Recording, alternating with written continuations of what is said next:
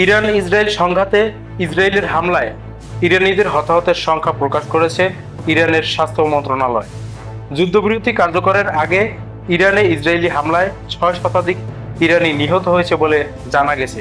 আজ মঙ্গলবার 24 জুন ইরানের স্বাস্থ্যমন্ত্রী বরাত দিয়ে দেশটির সংবাদ মাধ্যমে এ তথ্য জানানো হয়।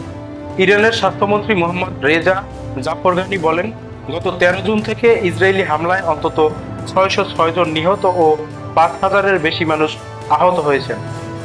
আহতদের বেশিরভাগই চিকিৎসা সেবা নিচ্ছেন। তিনি আরো বলেন, গত 24 ঘন্টায় ইসরায়েলের হামলায় ইরানের সবচেয়ে বেশি হতাহত হয়েছে। এই সময় অন্তত 107 জন নিহত হয়েছে।